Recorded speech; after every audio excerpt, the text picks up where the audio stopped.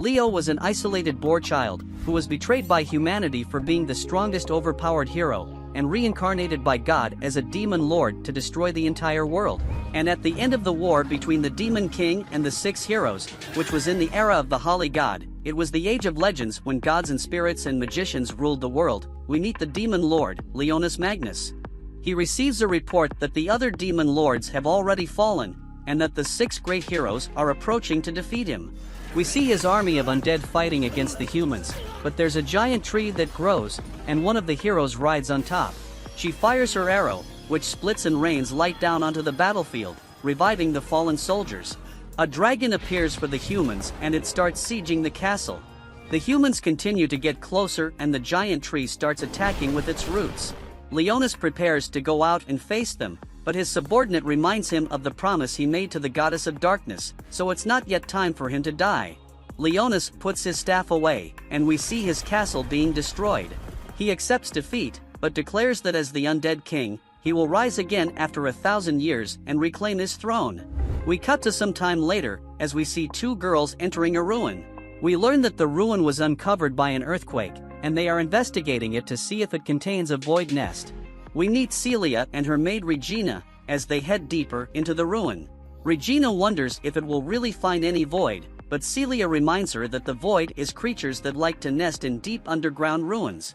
We see them using a counter to help detect the presence of the void, and they come across some strange statues. They think that the room could be some kind of important tomb, but they continue to explore. Their counter spikes as they approach a door, but it seems to be magically sealed. Celia examines the inscription, but she struggles to understand what it says. Regina thinks she will take a while to decipher it, so she decides to explore on her own. Celia keeps on examining the text, but when she touches it, the door suddenly opens for her. The room lights up, and a giant crystal is revealed on the other side. Celia's counter goes wild, and it even ends up breaking. She gets a closer look at the crystal, and she realizes that there's someone inside. We cut back to the past, when Leonis finds the goddess of darkness, Rosalia. She reminds him of their promise, that in 1,000 years' time, a human who can be a vessel for her power will appear, and it's his duty to find them. Leonis begs her to stay with him, but she just flies away. We see Celia trying to destroy the crystal, but her weapon seems to have no effect. Leonis is awakened by the disturbance, and he wonders how she entered the room, because it should be sealed by magic. He wonders if 1,000 years has passed, and uses a spell that allows him to understand Celia. He thinks she is some kind of grave robber, so he prepares to punish her. And his crystal suddenly shatters, blowing her away. He approaches to punish her, but Celia is suddenly confused by what a child is doing there. Leonis sees his reflection and he is shocked to see he's just a child. He wonders if his reincarnation ritual failed, and it seems he has returned to his younger self, back when he used to be a hero.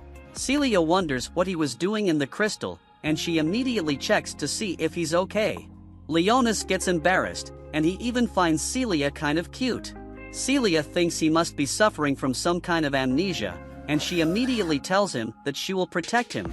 Leonis can't believe a demon lord like himself is being treated this way, but part of him enjoys it, and he ends up passing out. When Leonis wakes up, Celia gives him some food, but we learn he has lost his sense of taste centuries ago. He can't believe his body would lose consciousness due to hunger, and he thinks it's an embarrassment. He wants to punish Celia for her disrespectful behavior, but thinking about how she shared her food with him, he thinks she might not be so bad. Celia introduces herself to him, revealing that she's a swordsman in training at the Holy Sword Academy. She asks to know more about him, so he introduces himself as Leonis Magnus. She finds his name interesting, and Leonis thinks she must recognize it from the legends passed down about him. But she just thinks it's a cute name, and she even calls him Leo. She wonders how he ended up in the ruin, and thinks he must have been kidnapped and trapped by the void. Leonis doesn't know what she's talking about, and he asks about the void. Celia is surprised he doesn't know, but she explains that they are the enemy of humanity, that suddenly appeared 64 years ago. Meanwhile, we see Regina exploring on her own, as her counter starts going off, and a crystal starts to move. She immediately activates her holy sword and she prepares for a fight. Celia explains that there is still much they don't know about the void, and Leonis wonders what year they are in. However, it's not clear how long it's been. because they are now using a different calendar system, and Celia just tells him that it's the 64th year. There is suddenly an explosion, and Regina reports the appearance of a colossal void. Celia jumps on Leonis to protect him from the debris, and she tells him not to worry. The wall is suddenly destroyed, and an overclass void appears. Celia tries shooting it with her weapon, but it doesn't do any damage. Leonis prepares to defeat it, wanting to protect his mausoleum, but he suddenly trips over his cloak because he isn't used to his body. The monster gets even closer, but it suddenly gets blasted as Regina appears. She wonders about Leonis, but Celia tells her she will explain it later. The monster starts to get back up, so Regina transforms her weapon into an even bigger cannon, blasting it in the chest. The monster manages to survive, and Leonis is surprised, recognizing Regina's power on the same level as a level 4 explosion spell. Regina tells them to escape while she finishes off the void. Celia doesn't want to leave her, but thinking about Leonis's safety, she agrees to go. As they run, Leonis thinks about how everything seems to be going wrong. He thinks about going back and destroying the monster, but decides to stick with Celia so he can get more information about the current world.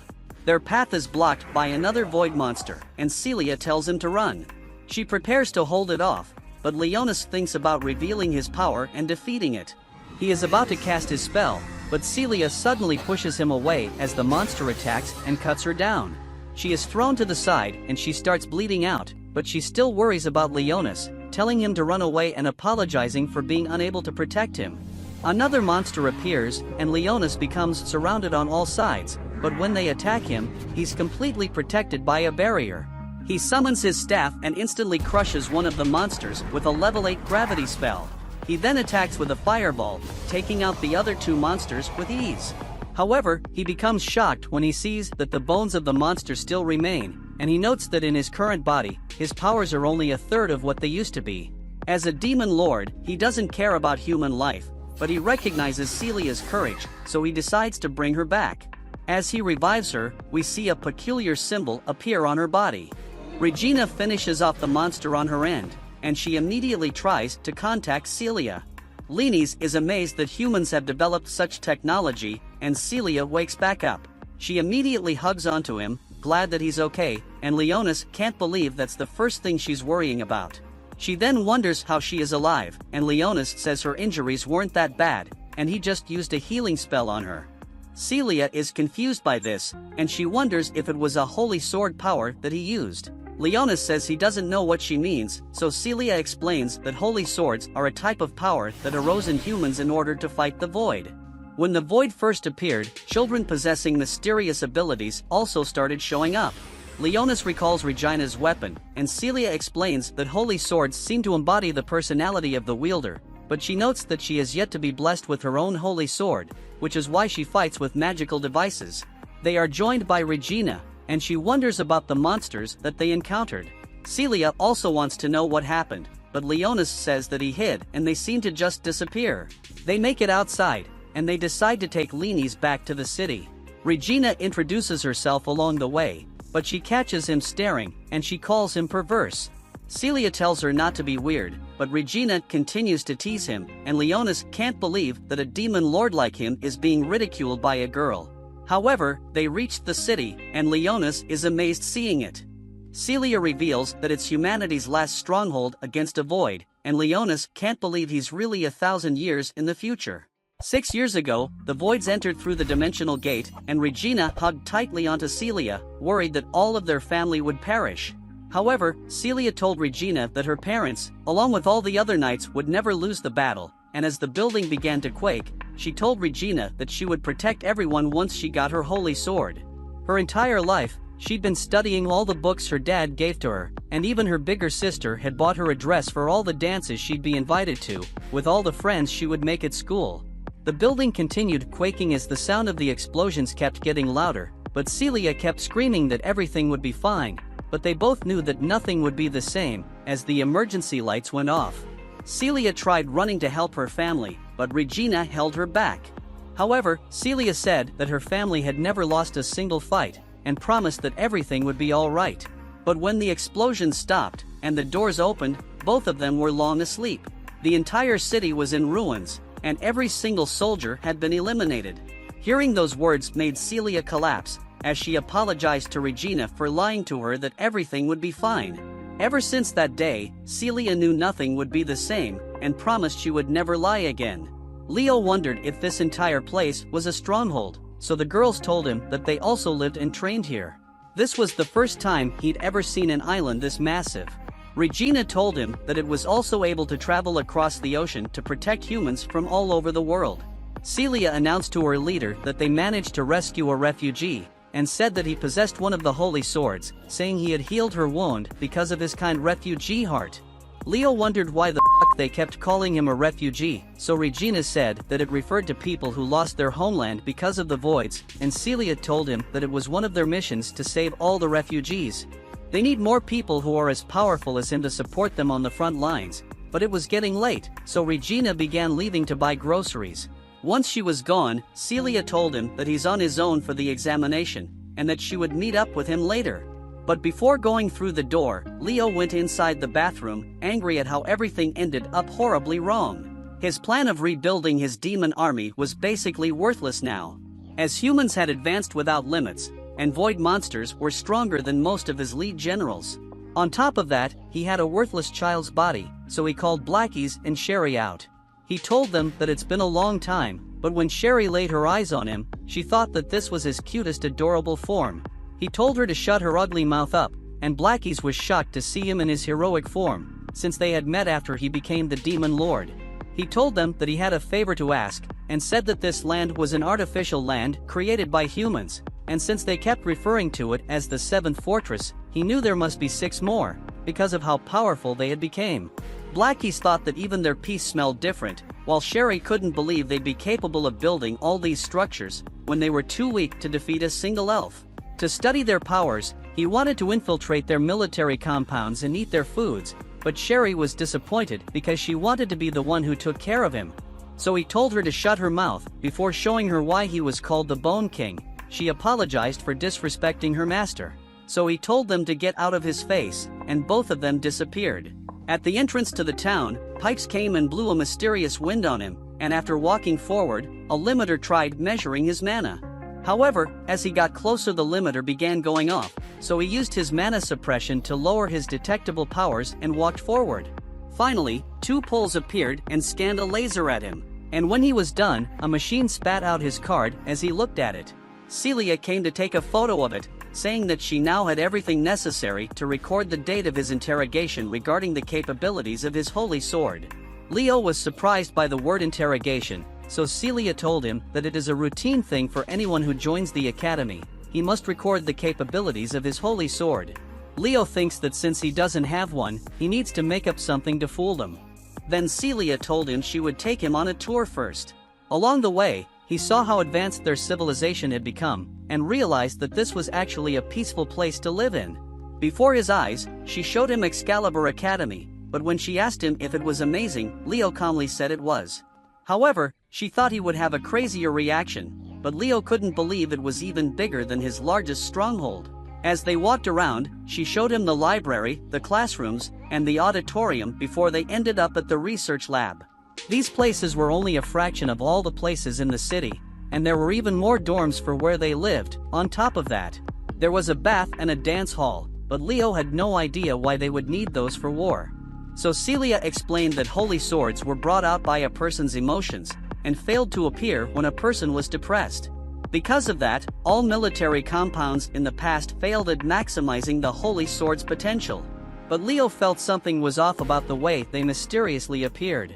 As she kept showing him around the city, Celia collapsed, but told Leo that she was okay, since she'd been gone for 2 days. She needed to get back to training as soon as she rested to get her holy sword out, and Leo wondered why she was the only one lacking a sword. While walking around the academy, one of the girls thought Leo was cute, but the other told her to watch out because he might grow up to become a demon lord in bed. Leo wondered how she knew he was the demon lord, but thought it was just a coincidence. Seeing how all of them were girls, he wondered if this was an all-girls academy, but Celia told him that it just appeared that way because they were in the female dorms area.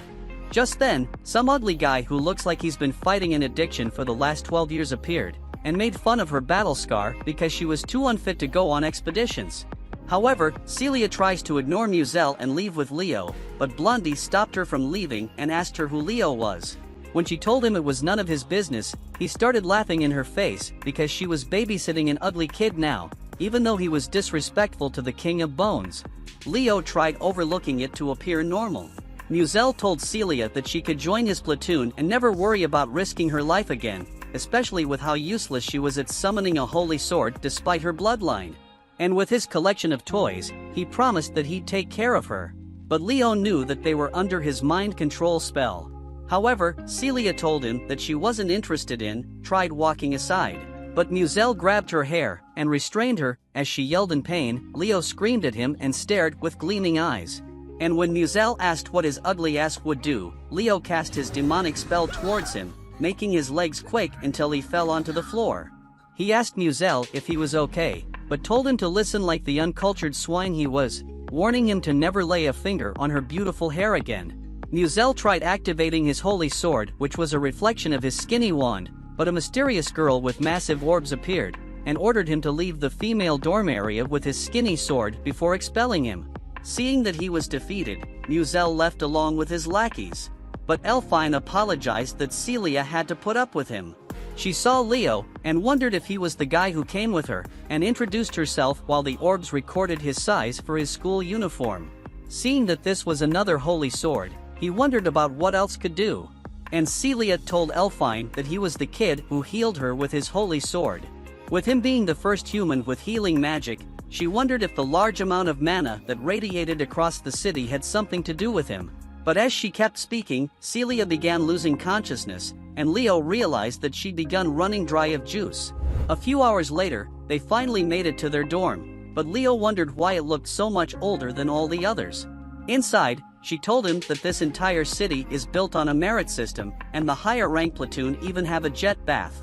Leo wondered what f***ing overpowered weapon would be called a jet bath, and when they went to Regina's room, they saw that she was already asleep after playing with her celery sticks. When they got to her room, he wondered why they don't have any locks, but she told him that they were the worst platoon in the academy, so no one cared about their privacy.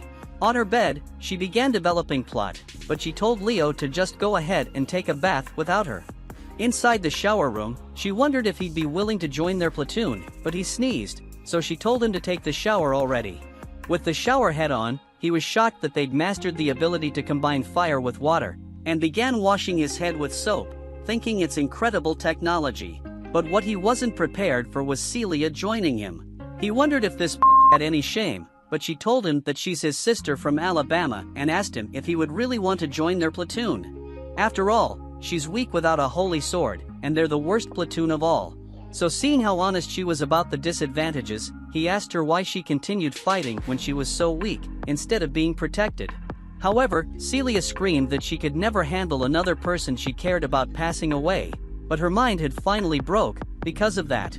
Leo activated the insignia on her leg, and her eyes glowed red while her vampiric teeth came out. In that moment, she got up towards him, sucking the blood out of him. When she wondered what she just did, Leo revealed that he'd been lying about his holy sword this entire time, because he could never revive someone, and that Celia would never be alive again. By the time Celia woke up, she wondered how he got her to the bed, and asked him who he really was.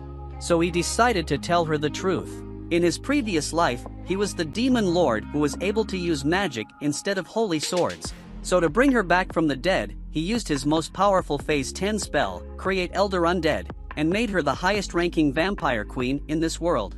After going an entire day without blood, she had to suck it from his neck before dying. And once she realized he wasn't lying, she told him that she wanted to share her past with him. 9 years ago, a large-scale void attack destroyed her entire country, and because they were the only 2 young survivors, the government took them in, using them as weapons in dangerous missions. Even so, her only wish was to destroy the voids, and she thought that her holy sword would awaken faster since she had the bloodline of the strongest warrior, but has still yet to awaken her powers. Now that she died, she wondered if she would still be able to awaken her holy sword. So Leo told her that she definitely will, but his stomach started growling because he wanted to drink some milk out of her tits. At the cafeteria, Celia wondered why she had no appetite anymore, so he told her that eating food was the slowest way for her to regain her mana. When she asked him what he would be eating, he told her that he would just eat bread. But Celia said that he'd end up malnutrition if he didn't eat better. However, Leo told her that he wouldn't take advice from a worthless zombie, crushing her emotions. And he realized that being a vampire was actually hurting her feelings. She asked him how he planned on paying for his food, so Leo pulled out a gold coin and thought the gold digger would fall for him, saying that he has a mountain of 20 million gold coins to command his army of undead. However, Celia told him that her country only accepts credit cards, and that his gold coins are worthless, so the only thing he could afford to do is breathe. Just then, two guys made fun of an ugly girl's uniform and tried to take it off, but she knocked them away with her wooden sword, telling them that she wouldn't hold back if they try to disrespect her again. It was Celia's lifelong friend Sakuya, and Celia asked her why those men were chasing her. So Sakuya told her that she snuck off from her camp's training to gamble their rations away. Seeing Leo, she recognized him as the boy that Elfine talked about, so Celia told her that he was the only healer in this entire academy, and had taken a void down on his own. Sakuya was glad to meet him, and Leo noticed her dedication to the sword through her rough hand. Once they were done, Celia bought food for both of them, and Leo wondered why she was wearing a different type of uniform. So Sakuya revealed that it was the traditional outfit from her homeland, and swore to always wear it, especially since she became the only survivor after her country was destroyed by voids. Leo realized he shouldn't have asked her about it, and her friends came to ask her if she had their money. But she told them that she would pay them next week. The instructor Alto asked Leo to show off his holy sword so they could study the ability types of his weapon. Once he summoned his demon lord staff, she wondered what type it would be, so he claimed that it was a demonic wind type, with wind usually being a support type. She wanted to test out his abilities on the void simulators, and when Alto told him to fight them to show off his power, Leo crushed all of the robots with a single strike. Neither one of them believed he was just a support type, and everyone from outside came to see the destruction he created. He realized that his ordinary life was now ruined, and as she tried increasing the stats of the void simulators, Muzel said that he would be measuring Leo's powers instead. Leo accepted, but said he'd be weaker than the robots, pissing Muzel off as he activated his holy sword along with his girl followers. Celia screamed that it was unfair to have all 5 of them fight Leo, but Muzel said that it was his holy sword's ability to control people's minds, so he wasn't doing anything against the rules. Even so, Leo accepted to fight all 5 of them alone. And when Alto reminded him that he can always back down, Celia said that she'd be backing up Leo since she's his guardian. Muzel thought it was perfectly fine, but said that if they were to lose, he would make Celia join his harem. So Leo accepted, but in exchange, Leo told Muzel that he would never talk to Celia again if he loses. So Muzel accepted his condition. He told Celia not to worry because he can destroy all of them with a single blow, so Celia smiled and called out for her practice sword, since she couldn't summon a holy one. As soon as the match began, Celia rushed forward, but Muzel's lackey continued parrying all of her blows. Leo realized that her speed had already increased since she became the vampire queen. And when the redhead smashed the ground, Celia began slashing all the rocks away, and while she was distracted, Muzel sent his 2 other girls to take care of Leo, but he told Celia that he would be okay. The girl cast her lightning magic towards him, but he released the power of his shadows to prevent her from moving and launched her off balance. At the same time, Celia took care of the 2 girls, and told Muzel to stop running behind girls like a coward. Regina managed to barely make it to the training area, while Celia continued subduing all of his lackey. But as she got closer, he used his holy sword magic, absolute domination on her, and froze her in place. He cast her sword away, and began dragging his stick all over her body, but said that he needed to finish Leo off first. Seeing that he was cornered by all 5 of them, Leo knew that he could still destroy them with a single blow. But Celia kept repeating that she would protect Leo, and swore that no one would harm him. As her voice chanted louder, a holy light began appearing, and her holy sword materialized, as she broke Muzel's absolute domination spell. Within an instant, she rushed forward to break his holy sword, and all of the girls stopped being under his mind control. Celia asked him if he would surrender, and he begged her to have mercy on him. Regina ran to hug Celia and congratulated her for awakening her holy sword, and Leo was glad that she finally awakened it. When they were back home, Celia thanked Leo for helping her, but he said that she was the one who protected him, so she smiled and swore that she would always protect him as his older sister. However, she wanted to request one more thing from him, and that was for both of them to get stronger together. To celebrate her holy sword awakening, Regina threw a party for all of them, and Elfine joined them with Sakuya for the feast. They wondered what they should name her sword. And while Regina thought Shining Saint's sword was a cool name, Celia thought the Demon Lord's bone would be better. Even though she had awakened it, she felt that its true power was still dormant.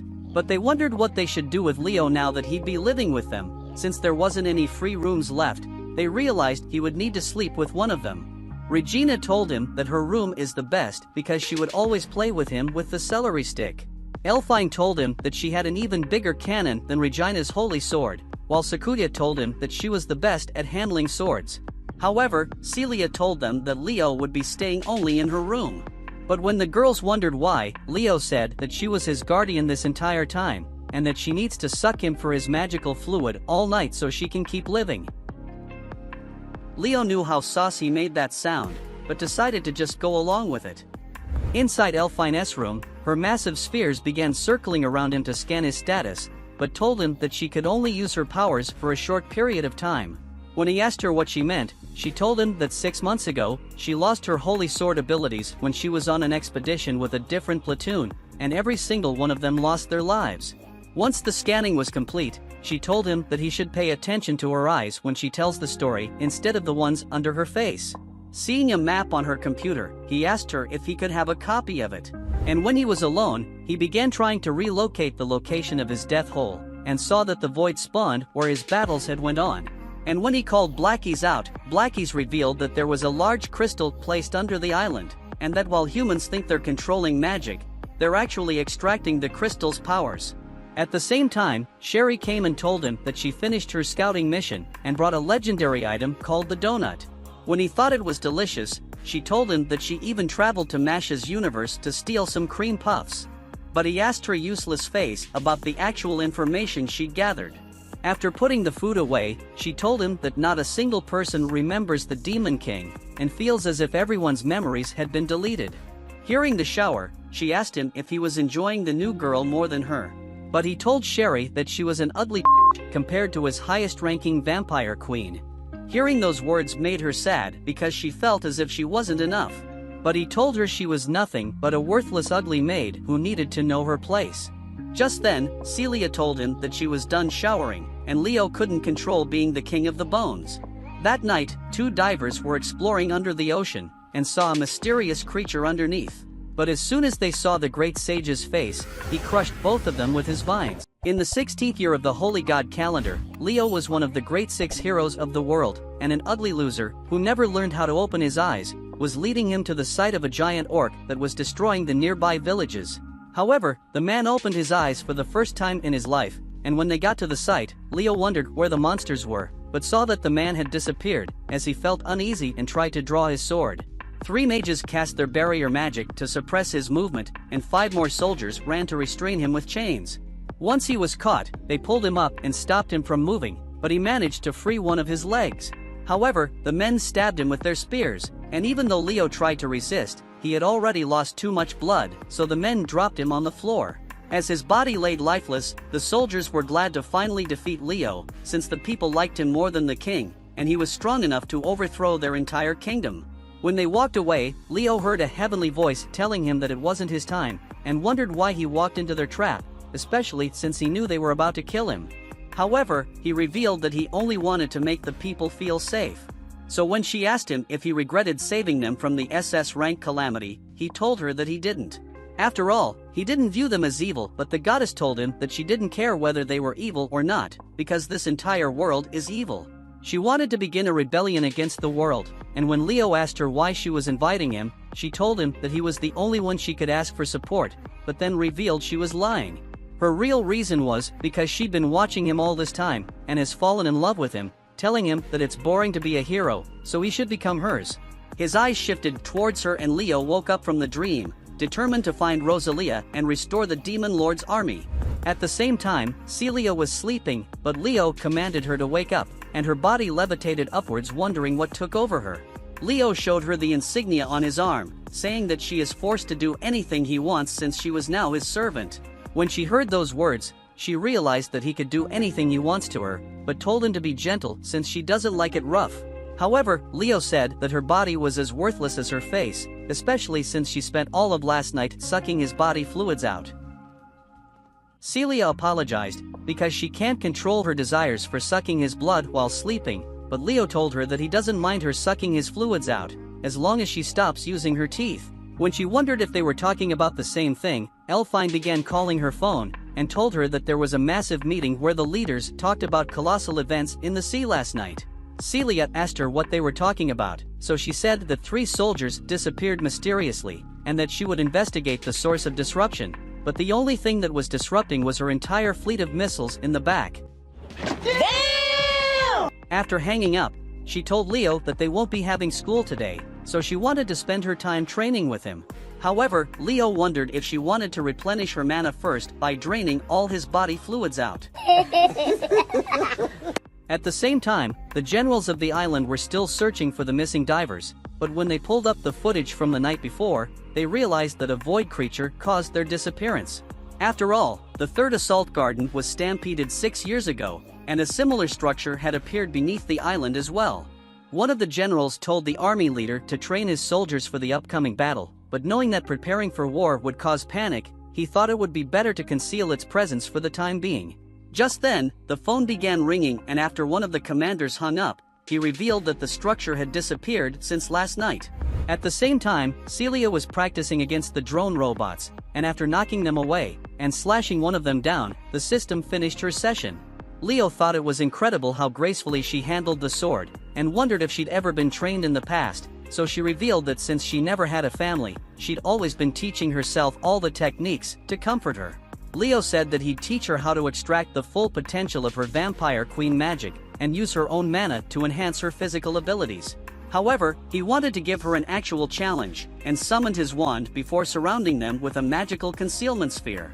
From the ground, he began spawning a horde of skeletons, but Celia was scared because she hadn't seen any skeletons before, but began rushing towards them. One by one, she began slashing all of them down and leaped to evade their attacks as Leo summoned hundreds more.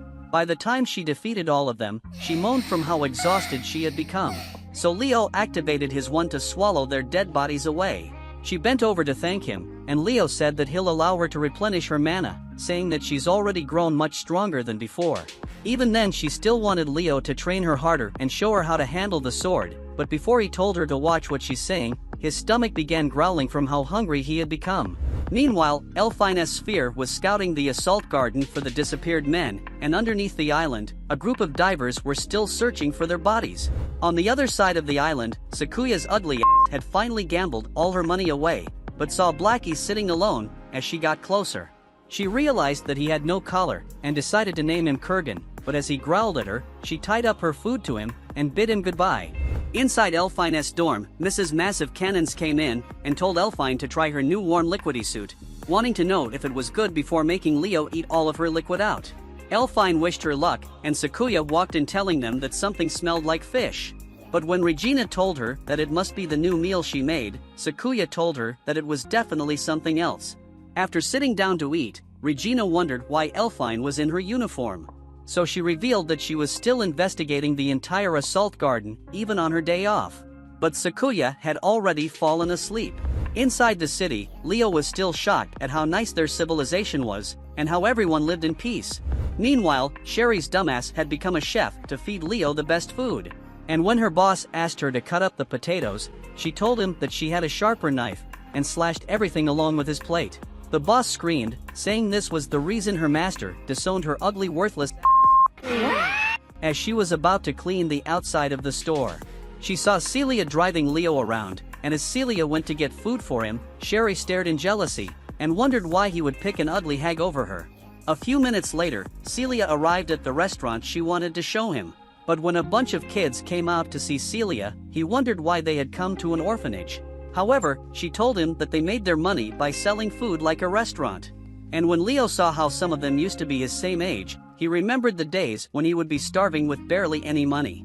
Seeing her smiling around them, he was glad that this world actually cared about those kids. Some ugly fat asked him if he was friends with Celia, but he ignored him. And while Celia was unpacking the food she got, another ugly kids came to see the treasure under her skirt. But before Leo could kill him, Celia told him that he's just a child, who has no idea what he's doing, so he pulled his shadows away. The caretaker of the orphanage finally came, and Celia told her that he was the lead she found in the dungeon. So all the kids ran and thought he was the coolest guy for surviving against voids. The caretaker told the kids to give him some peace, and when Celia revealed that she'd brought some donuts, all of the kids ran and were excited to eat their favorite food. While Leo stared at them, he realized that this was the place Celia wanted to protect, but the place he wanted to protect was still nowhere to be found. Underneath the ocean, the new divers wondered where the structure had disappeared off to. But inside the cavern, a man heard a vibration against the wall, and Elfine saw the monitor read the vibration. While Sakuya felt it in her bones, two men saw giant branches all around the facility, and it watching them. At the same time, Leo enjoyed eating his food with the kids from the orphanage. We suddenly see Leo's memories of the past, when he was still a hero. A city of the kingdom was being invaded by a group of ogres, putting everyone in fear. The heroes Tiras and Arakiel and then Leo had the duty to eliminate them. Arakiel starts casting a powerful magic, however, his plan is a bit twisted. He wanted to eradicate not only the monsters but also the citizens. Then, Tiras would use her power to revive the citizens. Yet, Leo had another idea, which is probably the reason he was later betrayed. He didn't want to see the citizens suffer, so he used his sword to cut Arakiel's spell in half. Arakiel was confused, but Leo, who was still 12 years old at the time, couldn't see people being eradicated and being brought back to life. He then jumped down and started to fish the ogres one by one. The citizens watched in awe as he sliced the ogres and even wrestled another one. Something was clear, every citizen saw Leo as a true hero and loved him. However, the other two didn't like Leo, especially Arakiel. Back to the present, we see Arakiel's monster form manage to infiltrate the underground in the Assault City. Meanwhile, in the HQ of the Assault City, there's a report that the huge tree has gone missing. They wonder if it's a void and are determined to deal with it when they find it. They then contact Elfine and allow her to explain the results of her analysis. She explains that she detected something underground in District 62. She also explains that at the same time, there was a magic energy reaction. She then reveals the same occurred minutes later, and after analyzing all the data, she concludes it was caused by a void. Everyone starts to panic, unable to believe a void managed to infiltrate the underground facilities. The data team analyzes the new info with their previous one and explains it's true. The old man is confused and asks why their void detection machine didn't give them any signal. The analyst explains the void produced weak magic waves, therefore the machine didn't react because it was considered a common accident. But the general is still confused. How did the void infiltrate the Assault City? The girl explains there are certain parts of the city structure that could allow it. Suddenly, an alarm rings and the analyst explains something was detected moving in District 31. The old man is confused again, asking why that thing isn't releasing magic. Elfine quickly concludes the void is limiting its power to avoid being detected. The old man rejects that possibility because voids aren't smart. But Elfine bluntly asks him if they found any hints about what happened to the last investigation team. Another alarm rings, this time, a report from the stock department. The report states they have found some tree roots in that section. Meanwhile, in Elfine's room, Regina is worried because she cannot contact Celia. Elfine asks if she knows where Celia is, and Regina replies that she must be in the orphanage with Leo. Elfine tracks them through GPS, but Regina asks her if voids did really infiltrate the city. Elfine simply replies yes, and tells Regina and Sakuya to stay alert. Meanwhile at the orphanage, the kids are all enjoying their lunch, when the dirty kid asks Leo to show him his holy sword. Leo is clearly annoyed because this dirty-ass kid just spit on his face. However, there's a kid girl named Chisela who calms the kid down and gives Leo her handkerchief. Leo sees her as a kind and well-educated child, but she's clearly crushing on him. She shyly calls him cool for being able to use a holy sword and quickly rushes back to her tomato land. Back at the headquarters, they manage to find some hints about what's happening. Not only did they manage to find some footsteps, but they also found a corridor full of tree roots. The men there await orders to destroy those roots. Suddenly, those roots start to inflate and show some sort of eyes. In the next instant, all men are attacked, and they lose communication. The general now believes it's a void, but wonders how it managed to get into the underground. The old man then asks why their aerial defenses are so strong, yet the underground ones are trash. Harry Potter here decides to panic and call for a general evacuation. But the city commander isn't available to give that command. Things get worse when the analyst reveals the Roots managed to cut the communication system within the city. Harry Potter starts to use his iPad to hack the system and re-establishes some communication. Two guys manage to survive the last attack, however, they let the Void escape. Not only that, but they cannot track the Void at the moment. The general freaks out, because Void usually attacks non-stop, but this one ran away. The analysts quickly realize the Void pathed his way through the energy corridor, but don't know why. Elfine quickly realizes its goal is the magic energy core that sustains the city. She quickly explains that if it's a Void Lord, then it will use the magic energy core to create a huge stampede.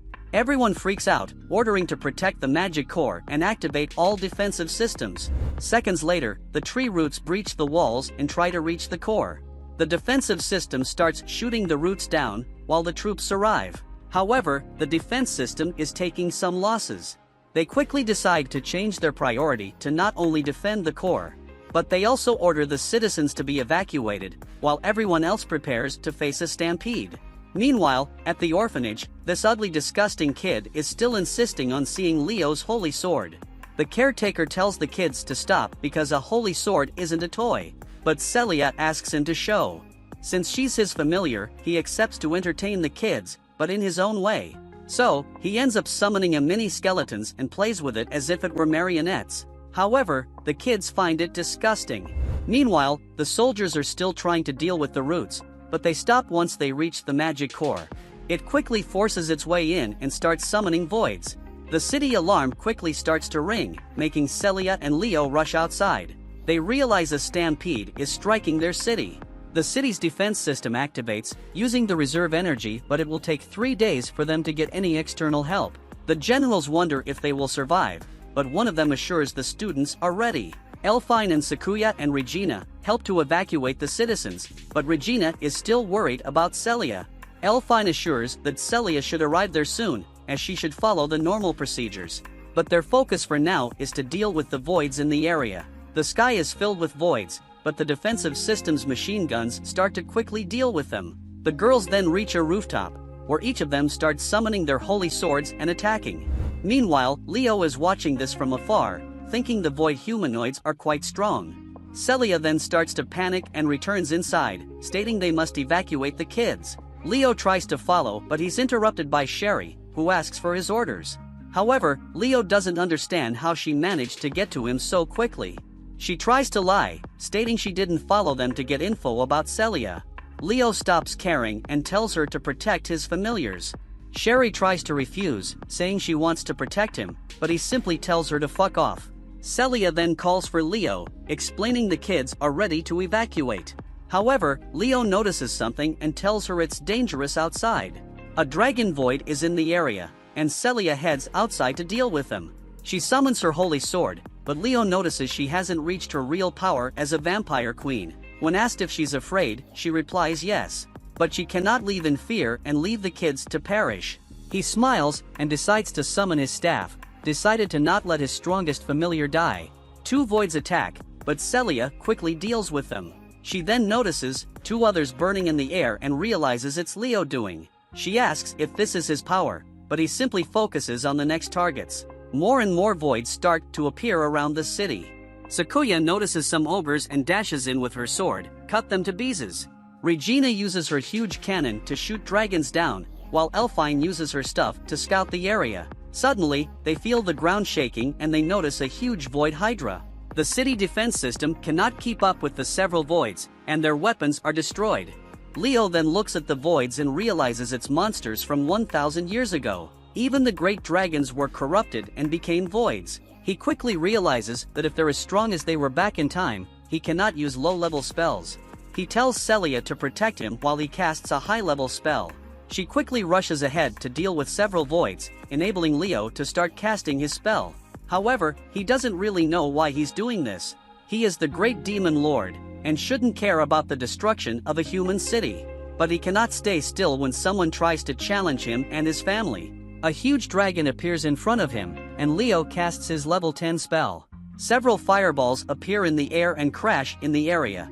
Celia is scared because it's raining fireballs, but Leo tells her to stay still. He manages to pin the dragon down, but it attacks Celia with fire.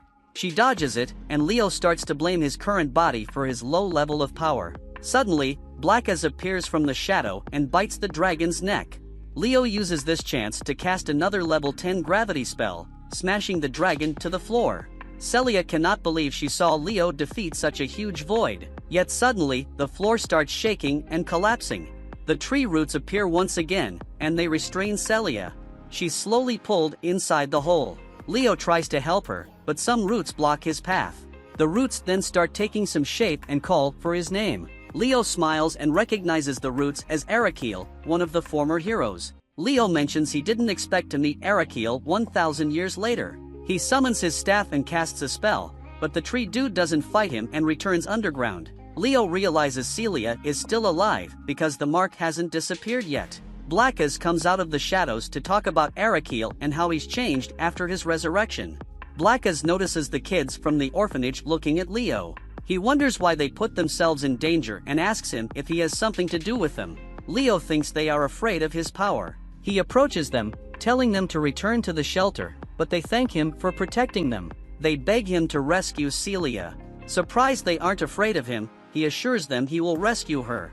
He erects a barrier and summons skeleton guards to protect them. Leo walks back to Blackas, who picks up the sound of Celia's communication device. Elfine and Regina are facing off the Hydra and want Celia's backup, but Leo tells them that Celia has been kidnapped. He tells Elfine to get Celia's location using her holy sword, but she tells him to wait for their help.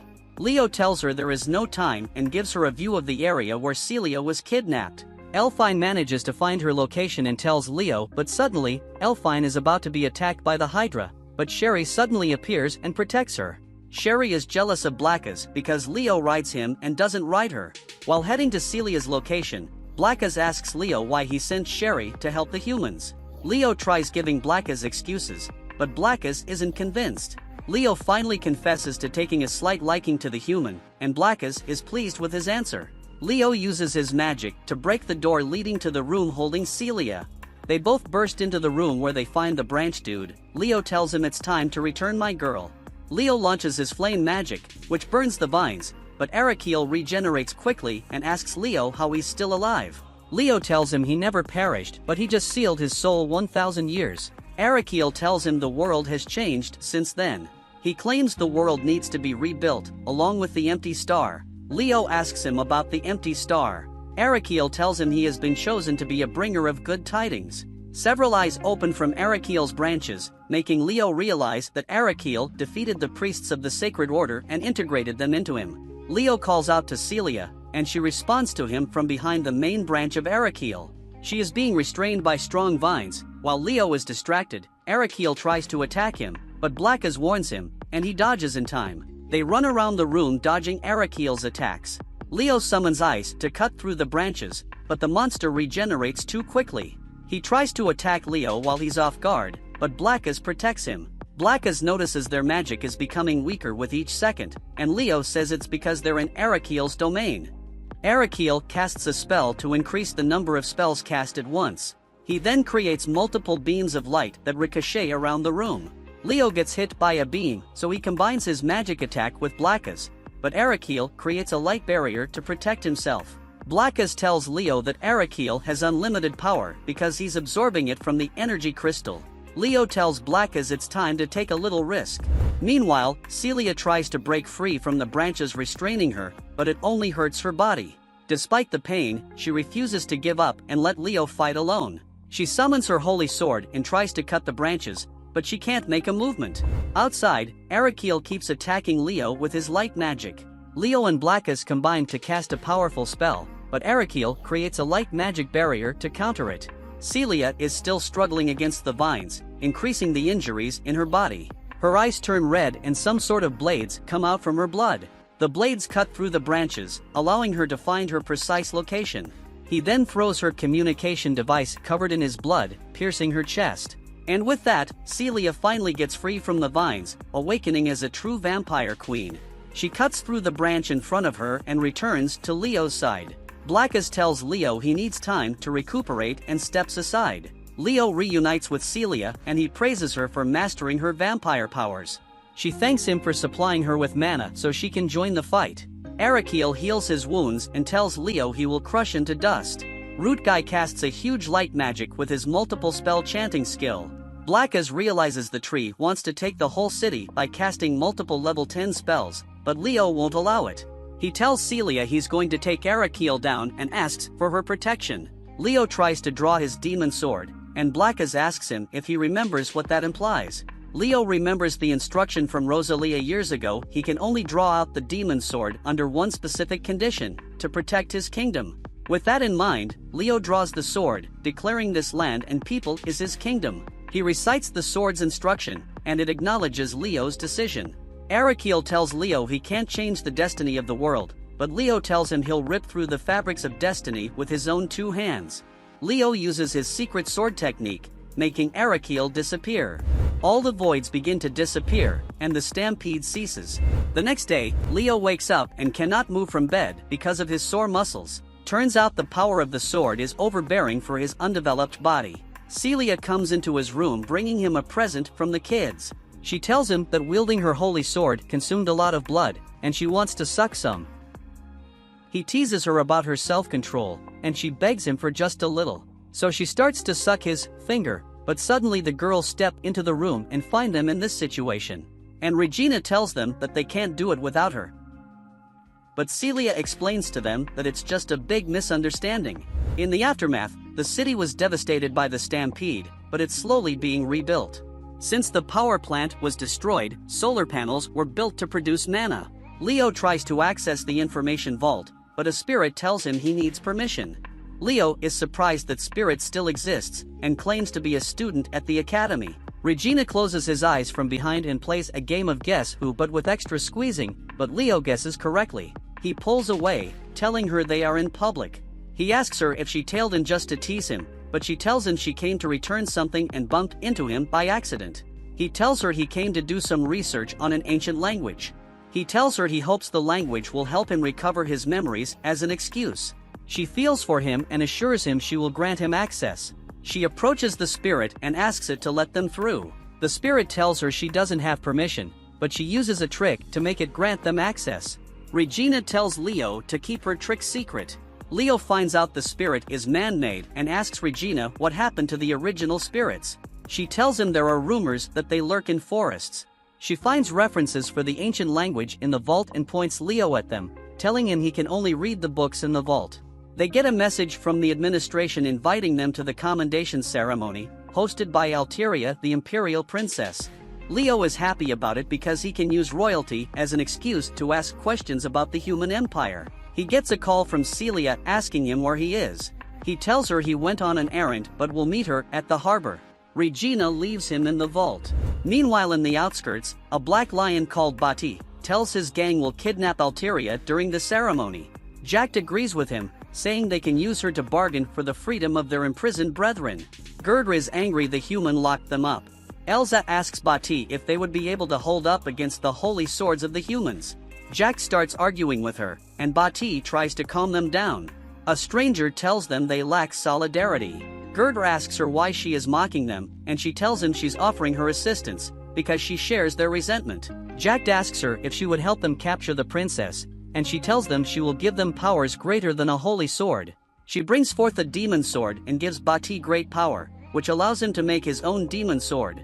Jack confuses it for a holy sword, but the stranger tells her it's a demon sword that can be wielded by anyone.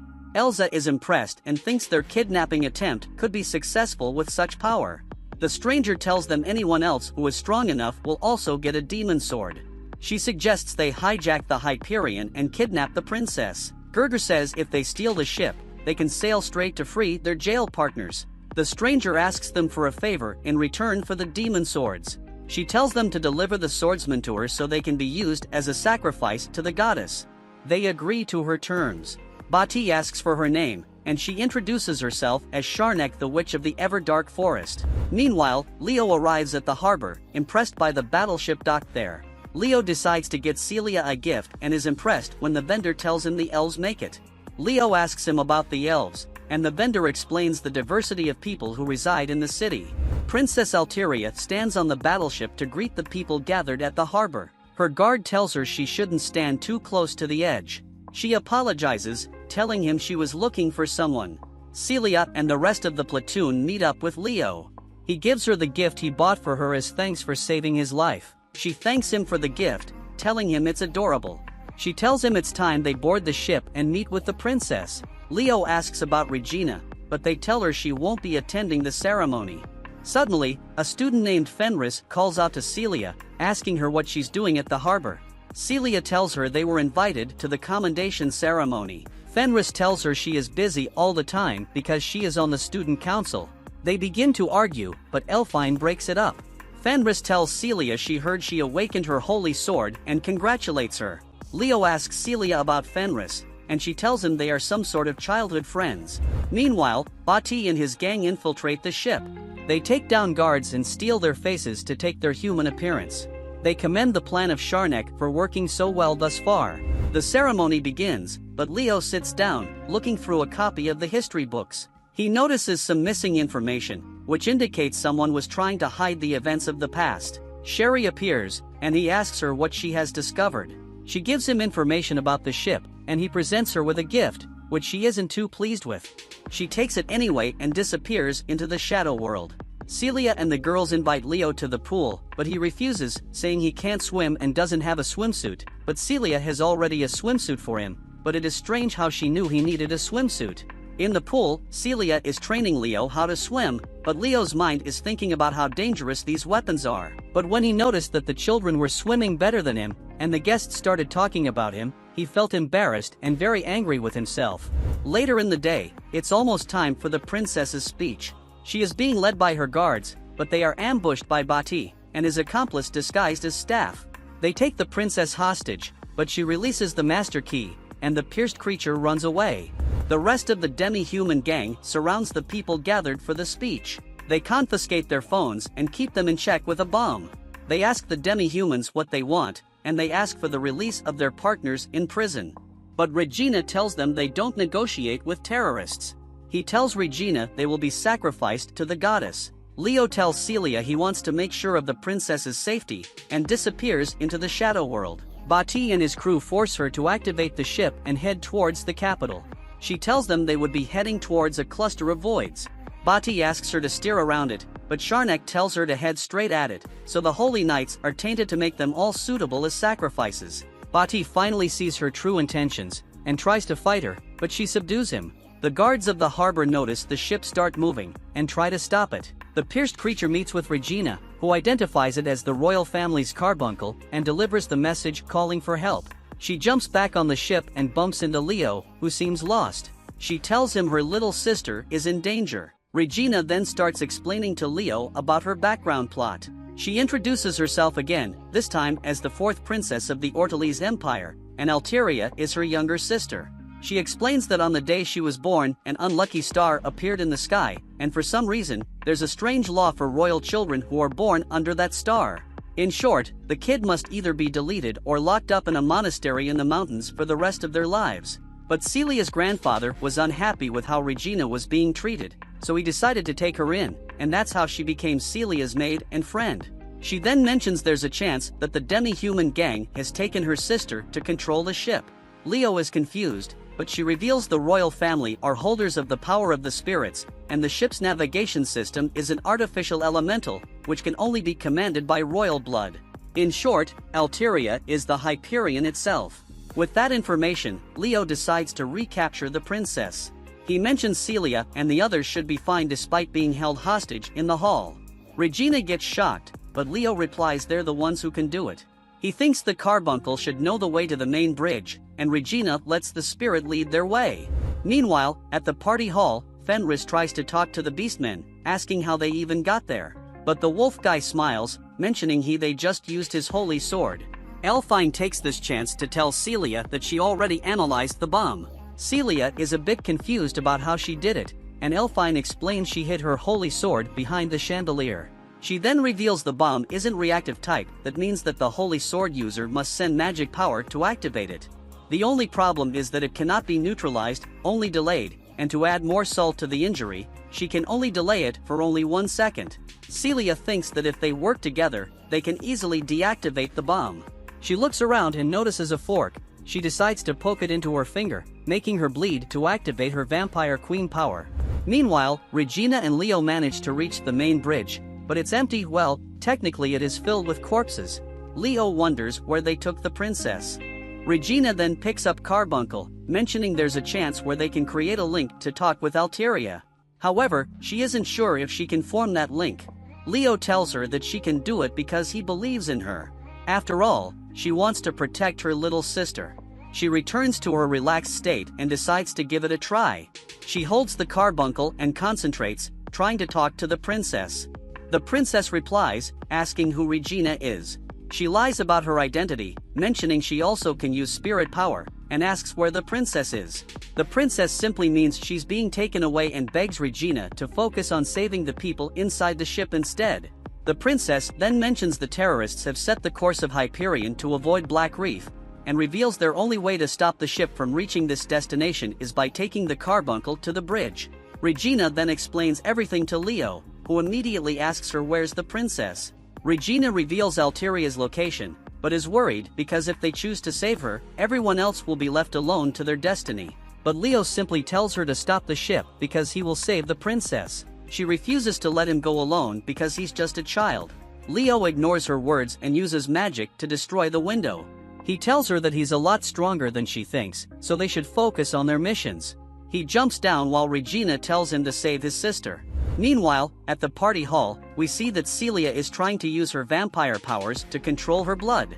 She manages to create a thin line of blood, all the way to the guy controlling the bomb. She tells Elfine to prepare herself to delay the bomb. Meanwhile, Fenris never shuts up and starts blabbering toward the wolf guy. The wolf dude gets as annoyed as I am and threatens to slice her neck off, when suddenly Sakuya somehow manages to free herself and drop a plate. The terrorist cannot understand how this chick is still eating some bread, and asks how she got rid of the ropes. She simply replies she used the knife on the table. Wolf guy gets annoyed and passes toward her, but Elsa reasons that Sakuya's aura is quite intense. Once again, Fenris gets up and opens her mouth. Celia uses this opportunity to control her blood again and prepare for their attack. The wolf dude doesn't wait, he attacks Fenris, who somehow manages to dodge, and pulls out some judo moves and restrains the guy on the floor. Wolf guy isn't happy about it and tells Jack to blow the apple. Elfine uses her ball to delay the spell, enabling Celia to use her blood and destroy the guy's wand. Sakuya follows up by pinning Elsa against the table, and Fenris summons her ice wolves to freeze the wolf dude. Celia takes this chance to summon her holy sword to attack Jack and finally destroy the apple. However, she has some complaints about how Fenris almost ruined their plan. Everyone quickly gets their devices, but there's no signal, and somehow the atmosphere feels weird. They check through the window and see how close they are to a void reef. Voids start boarding the ship and attack them. Everyone knows their tasks. Elfine and Celia will help the guests get to safety, while Fenris and Sakuya defeat the monsters. Celia suddenly hears Leo's voice, but is confused because she doesn't see him. He explains that he's using the souvenir he gave her to create a telepathy channel with her. He then reveals that Regina is heading to the bridge, but it's too dangerous for her to go alone, so he asks Celia to help her. Meanwhile, Regina is literally surrounded by voids, but Celia manages to arrive and rescue her. The things in the party hall initially calm down until a powerful void joins the fun. Fenris ice wolves can't do anything to him. Elfine tells them to hold off until help comes, but Sakuya refuses to, claiming she will deal with the big boy. The girls take down the weaker voids and retreat to another room. She then activates her true power, the Dark Plover Demon Sword, turning the monster into ground squid. The other two finally manage to reach the bridge, and Celia says she will cover her back. Regina sits down, accesses the system, and inputs the code given by the princess. It turns out to be the name of the star Regina was born. Alteria never met Regina, but didn't want to ever forget that she had an older sister. In her thoughts, Regina thanks her sister and tries to take control of the ship's system. In the meantime, the princess is almost being taken away on a plane by Sharnak. Alteria notices the chopper managed to turn away and is happy that everyone is safe. Sharnak tries to take off, but somehow the chopper is being pulled down. She suddenly sees the voids guarding the area being wiped out by fireballs. She looks forward and sees a little boy, asking if she thought she could get away. Back on the ship, Elfine and the rest are surrounded by voids. Some kids start to cry, especially because Elfine has no more bullets to fire. One of the girls tells the rest to relax because Leo will somehow save them. The monster is preparing to attack, but they are suddenly sliced into pieces. It's Sherry who also gets the chance to get a snack and disappears from the shadows. She simply mentions this is the payment for putting their faith in her master. Meanwhile, Sharnak steps outside and asks who Leo is. He replies that she will pay for the crime of messing with his kingdom and introduces himself as the Demon Lord. She gets annoyed, calling him just a kid mocking the name of Demon Lord. She uses a fire spell to attack, but Leo easily blocks it, calling it disappointing. Sharnak cannot believe her eyes, mentioning he just used the secret art of the legendary Demon Lord. Leo confirms it and uses his shadows to restrain her. He questions her objective, to which she replies is to create a demon sword. She then mentions gaining the favor of the goddess, making Leo confused. He claims that gods perished 1,000 years ago, and asks for its name. But swords come out of Sharnak's body. Just when she's about to reveal the goddess's name, Leo is confused because that is the sword of annihilation. Sharnak's body suddenly turns into a big monster, able to summon more voids. He quickly remembers that the gods gave him the sword when he was a hero, to kill demon lords. However, he believed that he destroyed the sword after becoming the Demon Lord. He attacks it with fire, but the void absorbs the attack instead. The void then suddenly disappears and appears a second later on top of him. Leo manages to dodge but notices the smaller voids are trying to take the princess. He destroys them but enables the huge void to attack him. However, Regina, who's controlling the ship, watches everything on the surveillance camera and activates the defense system. The ship starts shooting the void with not only bullets but also missiles. One of the missiles has Celia inside, who came to help him. More voids are summoned and Leo asks Celia to get him some time. She cuts her own flesh to create some blades and deals with every small void around. Leo uses this chance to pull out his demon sword and uses his strongest attack to vanish the Void Lord away. In the aftermath, all the girls are commended by the princess for their efforts to protect everyone. Then Elteria notices Leo is missing. Celia explains he's recovering from his injuries, and the princess tells her to thank him, along with the girl who can use spirit magic. Meanwhile, Leo is lying on his bed, feeling sore when Regina steps in. She asks how he's feeling, and mentions she prepared some apple pie for him. She mentions she will feed him some, but he rejects it. She then decides to reward him for his effort with a nice kiss. Leo gets embarrassed, and Regina tells him to keep it a secret from Celia. Then we see some guards chasing the demi-humans underground. One of the wolves informs its group that the guards have surrounded the surface. The elf tells them to move underground to the harbor, and from there they will leave the city. As she was talking, the guards surrounded them and said that they were arrested for kidnapping the princess. More officers appear, and the group seems scared. One of the guards tells them to surrender because their power can't face the holy swords. Someone then arrives and he turns the soldiers into stone. The demi-humans ask the person who he is, and the person makes the demi-humans bow to him using magic. He introduces himself as Zal Vatis, a demon lord and the rightful ruler of this world. But from his voice, we can tell that it's Leo disguising himself. He tells the demons that the soldiers are going to depetrify in a matter of minutes, and if they devote themselves to him then he will grant them refuge. The elf girl states that they don't have much choice, and they agree to serve him.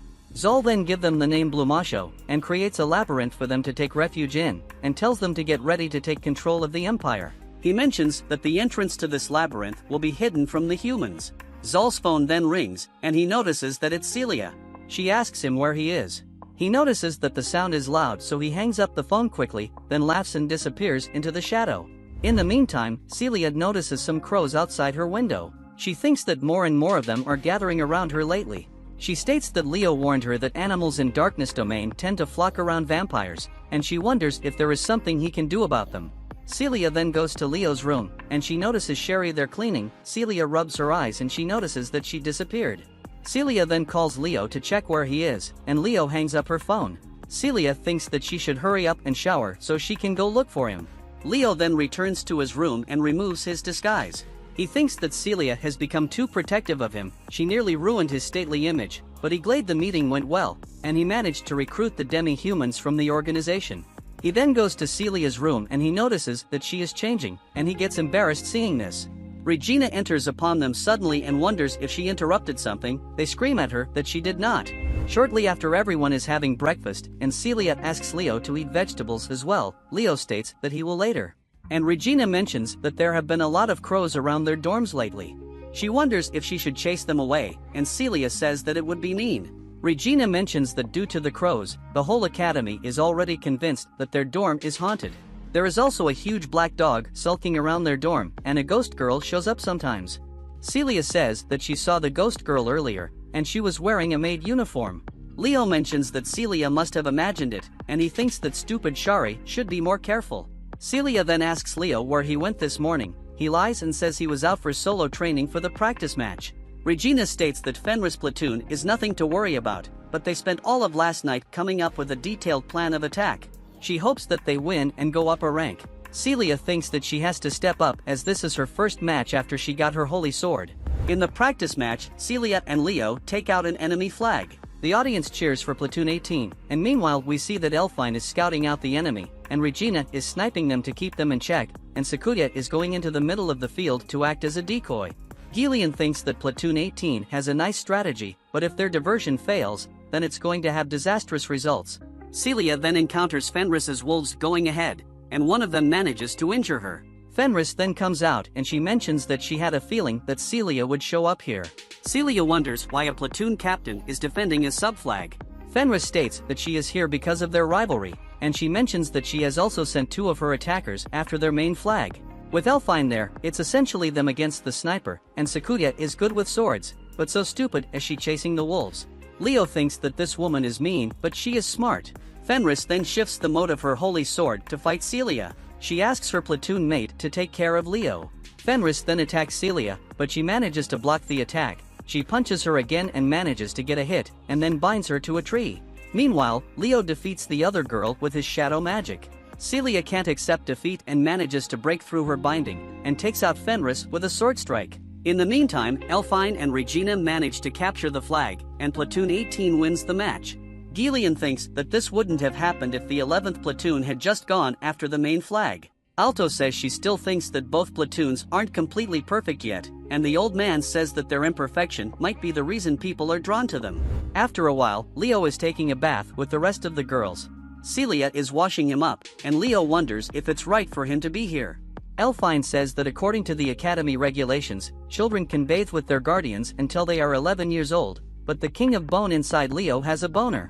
Regina asks Sakuya if she wants her to wash her back. Sakuya says she is alright, but Regina grabs her hard anyway, and says that her fun bag has gotten bigger, and Leo witnesses all of that, and tries hard to control his stretched stick.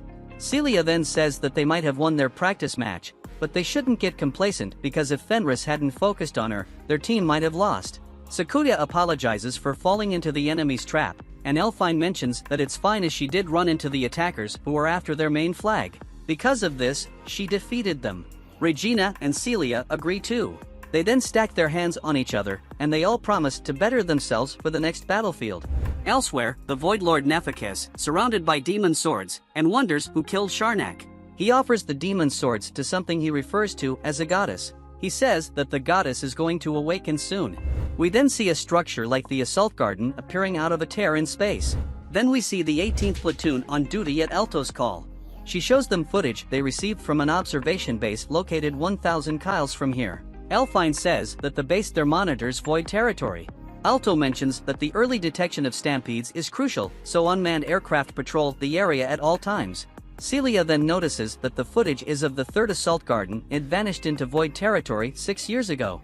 Leo thinks that the 3rd Assault Garden is the home of Celia and Regina, and he thought that it was destroyed. Alto then mentions that currently the target is heading towards them, and its power plant was shut down, but it's possible that something caused it to reactivate. Elfine says that it will reach them in 7 days at this rate.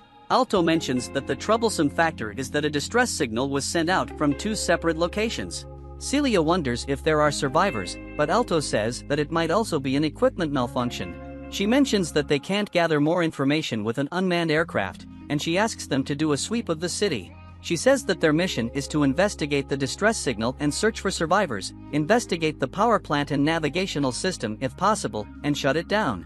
These tasks must be completed within 72 hours because after that time, the navigational capabilities of the 7th Assault Garden won't allow them to retreat.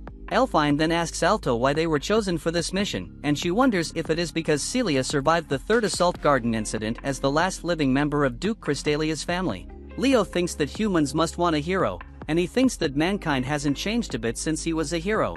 Alto says that she can't deny that, but she believes in the capabilities of their platoon. Celia mentions that they will give this mission their all, and she tries to ask Alto to remove Leo from the mission as he is just a child, but Leo says that there is no need for this as he is also a part of the 18th platoon. The next day before leaving, Leo tells Blackas and Shari that he noticed the insignia of the Sacred Order in the ruins of a city far from here. Blackas wonders how this can be as everything that happened 1,000 years ago was wiped from history. Leo mentions that it was, and he needs to figure out who was responsible for that. Blackas says that he will keep a watch on Leo's kingdom while he is gone, and Leo asks Shari to accompany him on this mission. Leo then asks what's on Blackas's neck, and Blackas says that this is a gift from Sakuya, and with this he won't be mistaken for a stray dog and kicked out of the campus grounds. Leo then leaves, and while on the ship, Regina lets Leo sleep on her lap and she cleans his ears. This makes Leo fall asleep, and he dreams of the past. In his dream we see that he is polishing his bones, and Rosalia tells him that the time when she is no longer able to remain by Leo's side is approaching. Leo asks her to not joke about this when he has finally created his kingdom, and Rosalia tells him that this isn't a joke. She mentions that she will be reincarnated 1,000 years into the future, and she wonders if Leo will come looking for her when that happens. Leo says that he will track her down if that happens, and Rosalia mentions that she would like Leo to promise her something, but Leo wakes up and wonders why he is sleeping in Celia's lap instead of Regina, and she tells him that they switched. They then land on the 3rd Assault Garden, and Celia says that she will head to the Central Garden to investigate the power plant, and she asks the others to pinpoint where the distress signal came from. Elfine says that they should check in with each other every hour, and she mentions that she will also leave one of her drones with them. They then split up, and Leo asks Sherry to accompany Elfine and the others to make sure that they stay safe. After a while, Celia makes a stop and she tells Leo that there used to be a pastry shop here that she frequented, but while she stayed in the shelter and prayed, it was all destroyed. Leo tells her that it's not her fault, but suddenly they detect some void activity, and they are attacked by a beam of light by the thing that Nephekes referred to as the goddess, and the attack traps Celia under a pole.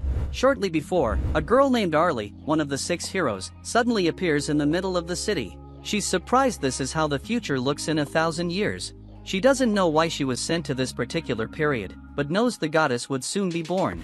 She goes on top of a building and looks around the city, unaware of her technology when she sees the helicopter that delivering Leo and the others.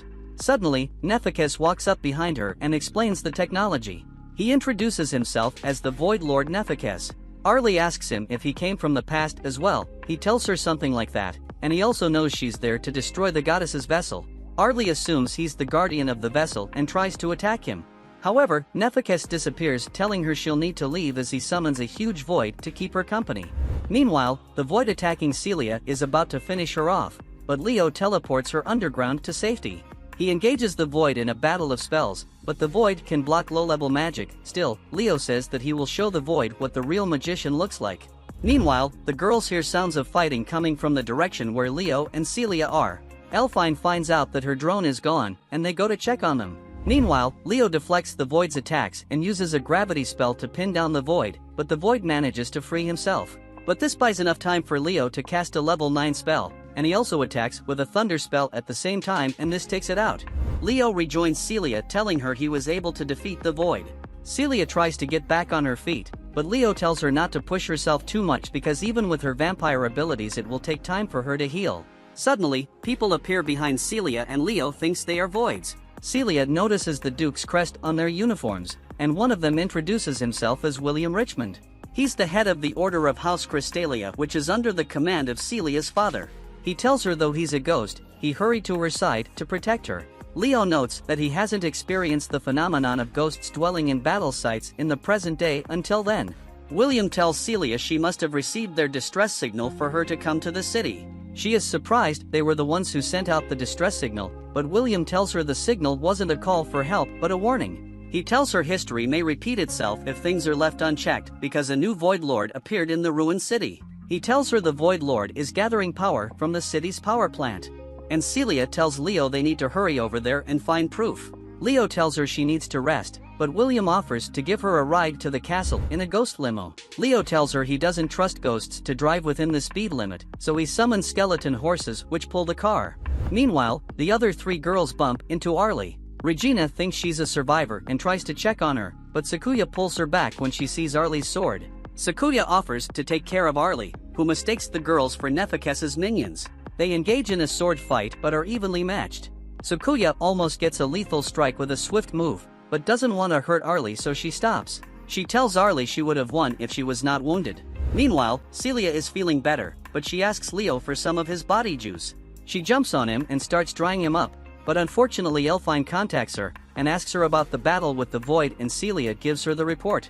She also tells Elfine that a Void Lord might be hiding in the city and could be tampering with the power plant. Elfine tells her they are treating a survivor, and they decide to regroup at the Crystalia estate. Celia asks for a little more body juice, but Leo presents her with a dress that increases her strength with her vampire mana.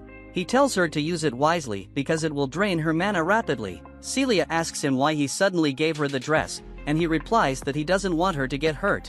He then gives her skeleton chains as good luck charms. Back to the girls, Regina finishes treating Arlie. Elfine asks her why she attacked them as soon as they met, and she tells her she mistook them as allies of the Void Lord. Elfine looks through the Third Garden's database, but she can't find Arlie's name. She asks her where she came from, but Arlie asks them what they are doing in the city. Elfine answers the question, making Arlie realize that humans still have a place in the world after so much time. Elfine then repeats her question, but Arlie simply answers she must complete her task of defeating the goddess.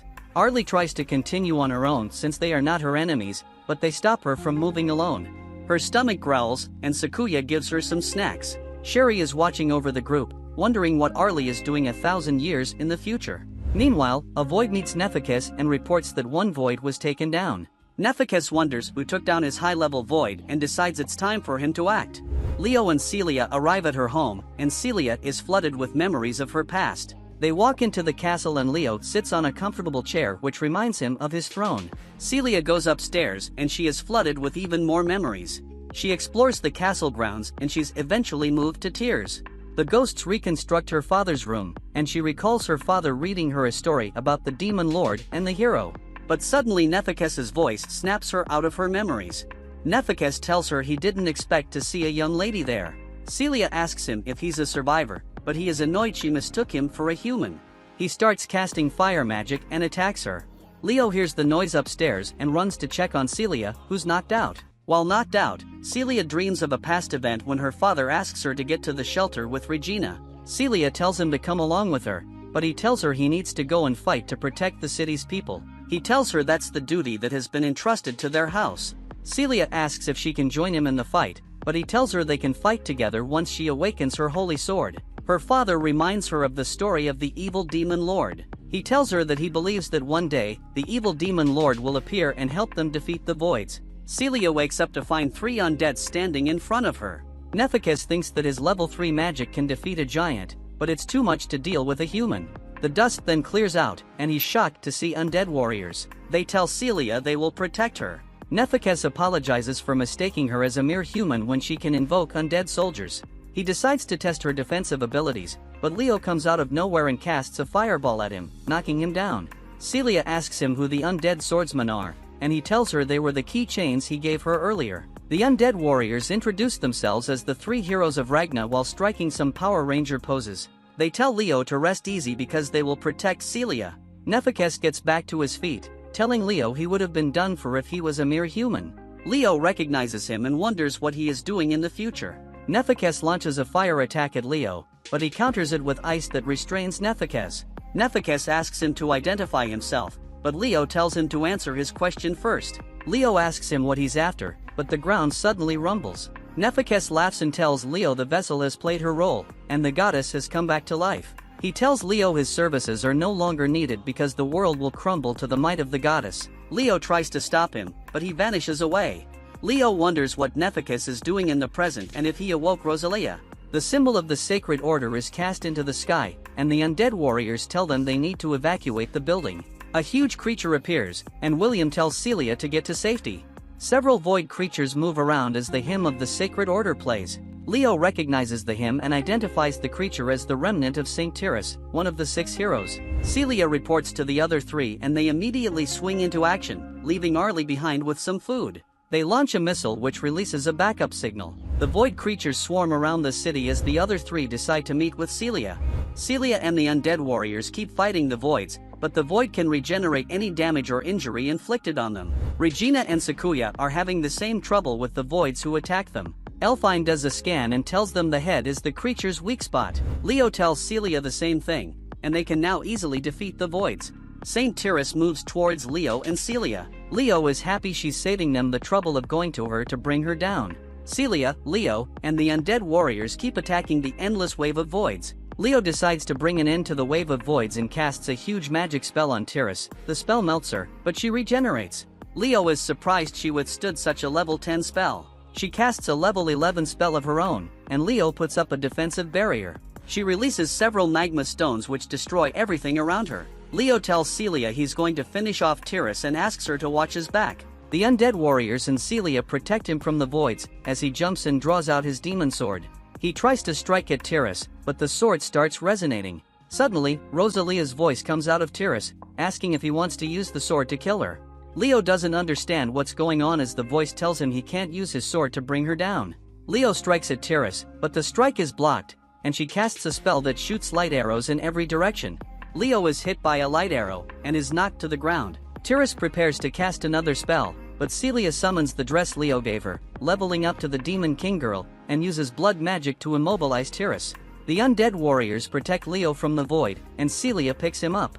Leo remembers promising to find Rosalia if she ever resurrects. He wakes up in Celia's arms and tells her to run for her life. She hugs him and tells her to drink his body juice so she can run. Instead, she pours her mana into him. Leo remembers Rosalia asking him to make a promise. She wants him to kill her if she comes back as something else in the future. Leo refuses, but she urges him to remember and find her real body through the guidance of his demon sword. He's now convinced it was not a dream, but a memory Rosalia sealed away until the right time. Celia is still trying to use her blood to inject mana into Leo's body, but he keeps remembering the moment when Rosalia asks him to kill her with the demon sword if she turns into something different in the future. She tells him that by doing it, he will be able to find her real self, and the demon sword will lead him to his destiny.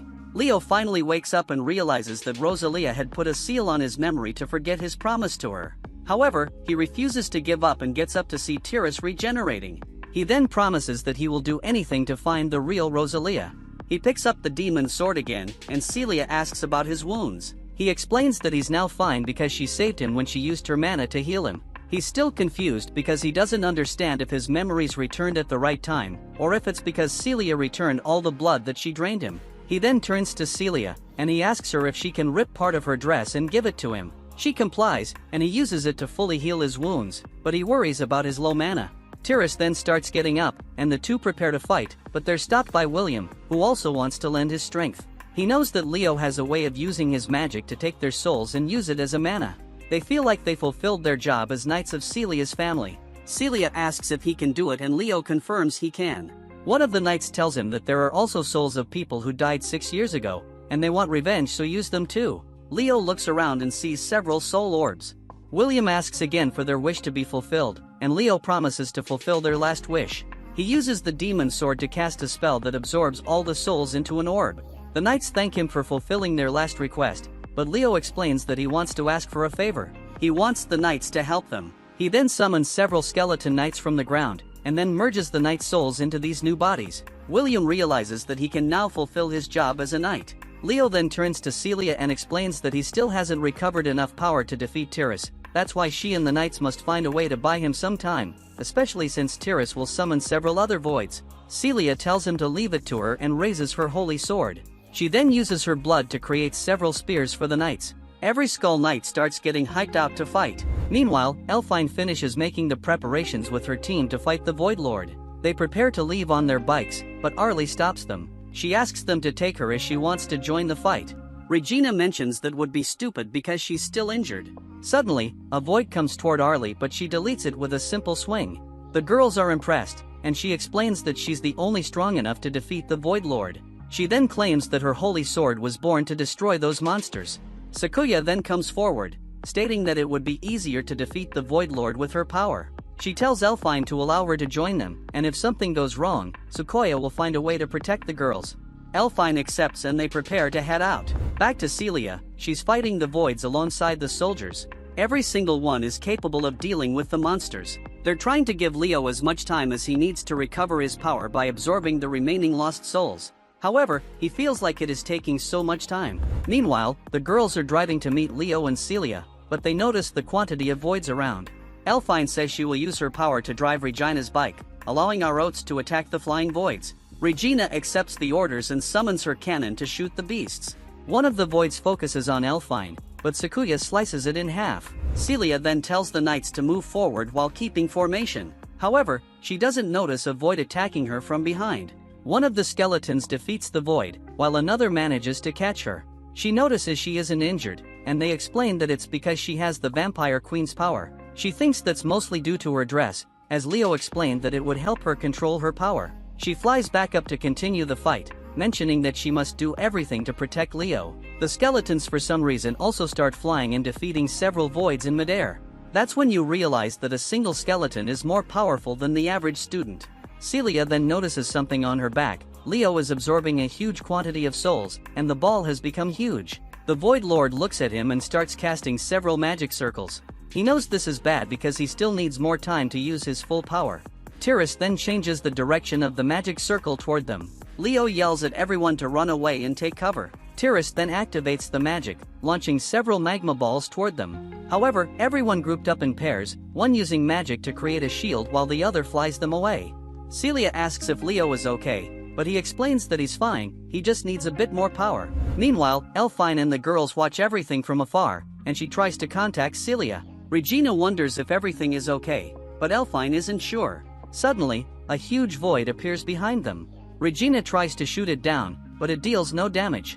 The void activates some power, creating 4 laser beams. But suddenly, a whip catches its arm and thrusts it into a building and destroying it. Turns out it's Sherry, who arrogantly said that he was too weak for the Demon King's servant. Back to the battle, the skeletons are doing their best to defeat as many voids as possible, while Leo is finishing absorbing enough power. He creates a huge ball, and Tiras creates another spell with several magic circles. Leo then slowly starts transferring the ball power into his demon sword, but for some reason, Tiras forgets about her magic circles and decides to pick up a building instead. Since Leo cannot move, Celia combines her Vampire Queen powers with her holy sword to slice it in half.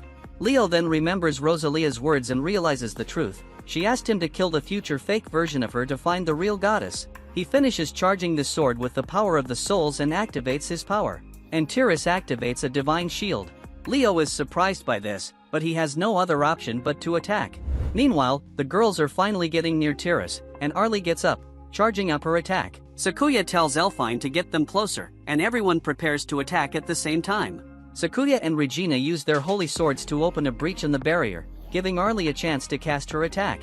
The attack hits Tiras, who deactivates the barrier. Leo is confused about who is able to do it, but he doesn't have time to wait. He uses all the power that he has been storing and casts it on Tiras. The void's body slowly starts disappearing, and Celia cannot believe her eyes.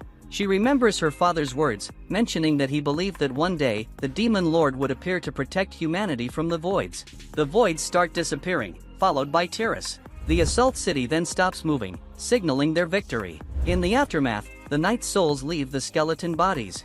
William tells her that he is proud to fight alongside Celia in their final moments. Celia then tells them, as the last survivor of the family, she will never forget them, and she will keep fighting for them. And before disappearing, William mentions that her family will be proud. The girls arrive, and Celia runs towards Regina's arms. The group is happy to see everyone is safe, and Sakuya explains that Arlie helps them destroy the divine barrier. Some choppers arrive, and Fenris is happy that Celia and the rest are safe. They quickly step inside, and Leo is now sure that Arlie is the one who destroyed it. However, he doesn't understand how a hero from 1,000 years ago is still alive. Celia asks why he looks so worried, but he replies that he's fine.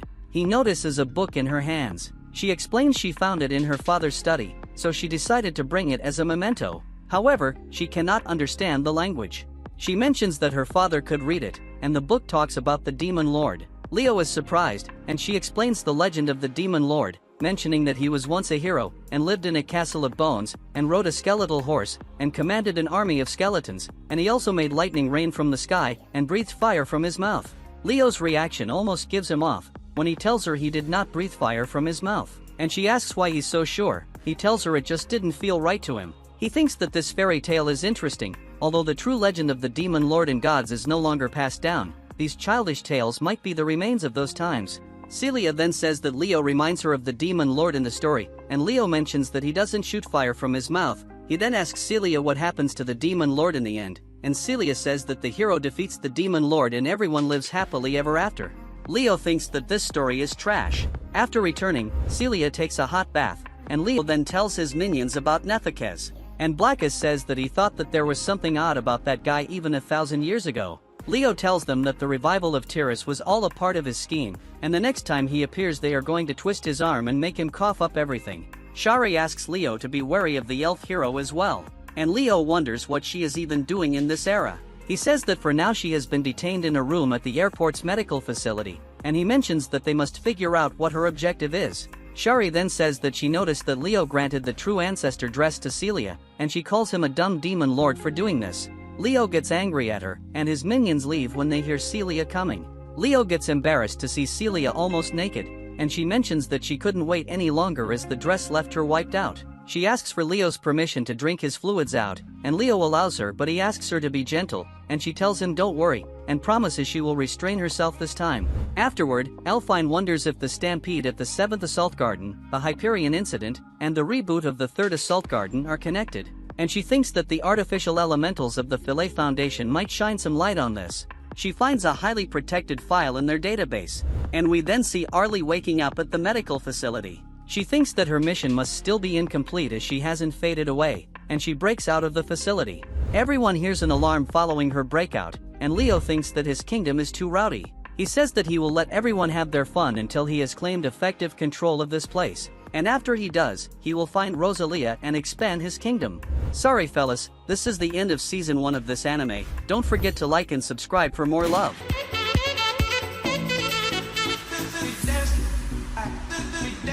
If you like the video, don't forget to like and subscribe to let the world know about our love for anime.